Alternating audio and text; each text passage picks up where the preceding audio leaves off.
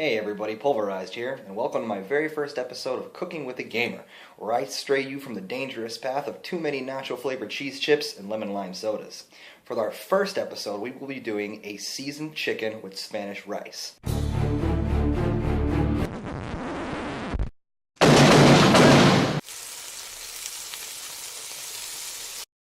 Welcome to my kitchen, or lack thereof. What we have in front of us is what we call a mise en place, which basically is French for mess in place. What that is getting everything organized ahead of time, so you're not scrambling around your kitchen, tripping over your dog, or throwing your mother out of the way trying to get in front of the stove. What we have right here, two beautiful 4-ounce chicken cutlets. You can get these at the grocery store, real cheap. We have about half a can of salsa, 1 full cup of rice, and a special seasoning blend.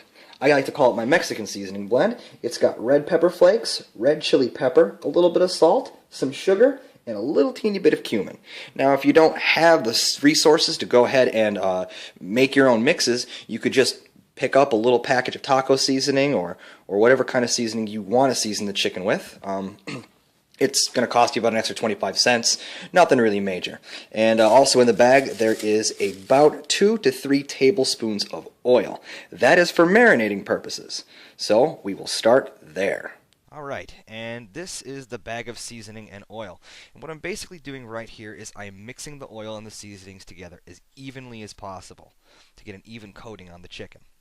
Now, I normally marinate for about 15 to 20 minutes. This gives me time to go take a shower, straighten up the house a little bit.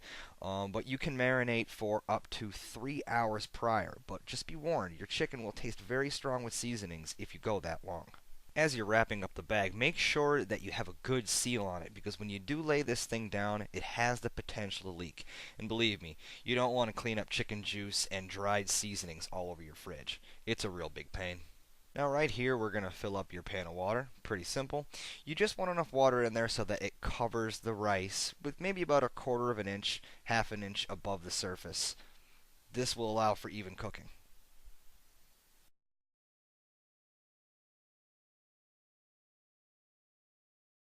Now, some of you might be in a gigantic rush to get this done. I'm going to tell you, don't be.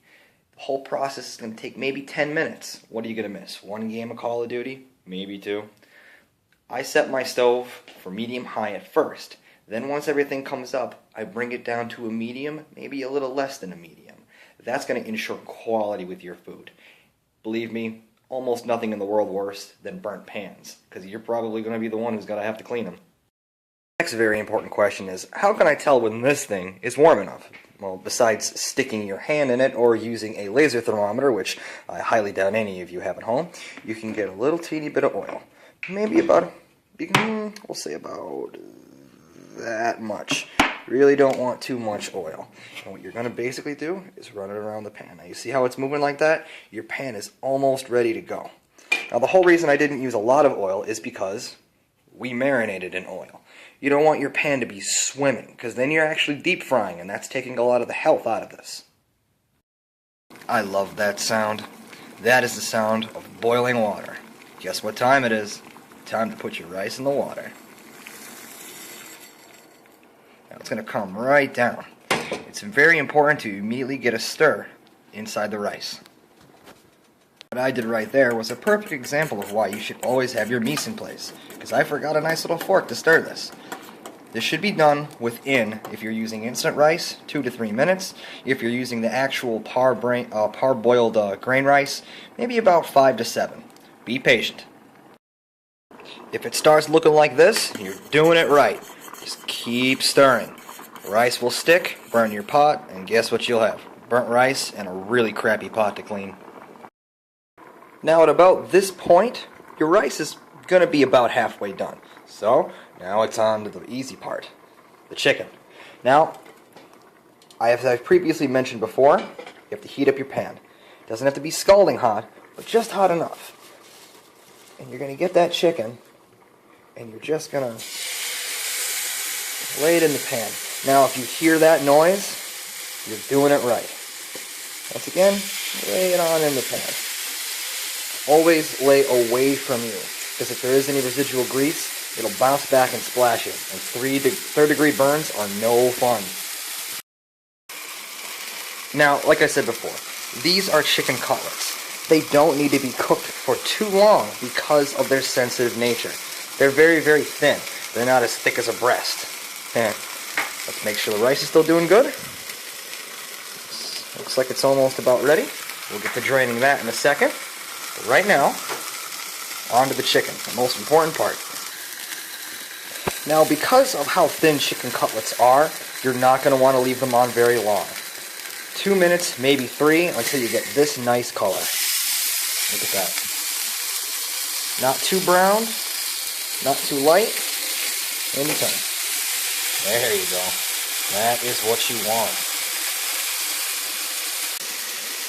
Now I brought our rice down from a medium to a low, and it should be about done. Once you can taste it and it's not crunchy anymore at all, strain it and add the salsa. That's our rice. Okay. Throw that right on in there. Good stuff. And I don't know if anyone knows how hard this is to pretty much do with one hand, but it's pretty difficult. Alright, you're just going to stir that all up like that until it's even in there, you know, like that. I'm sorry, camera angle's a little crappy. And now you're just waiting on your chicken to get done. Now, normally I would suggest you put a pot or a pot lid on top of it. But in my kitchen, we're much more sophisticated. And with these jowers. That'll keep it nice and warm. Oh, it's so pretty. Look at it. It's almost done. It's been sitting in the pan maybe another 3 minutes since I flipped it.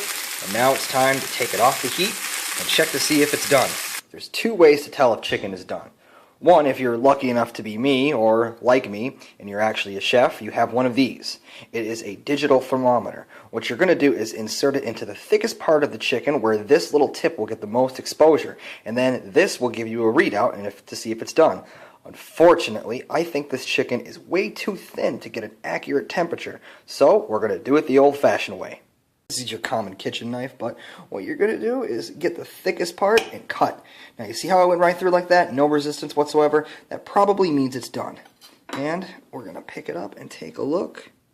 And it's beautifully cut. Beautifully cooked. No problems. Your chicken's good to go.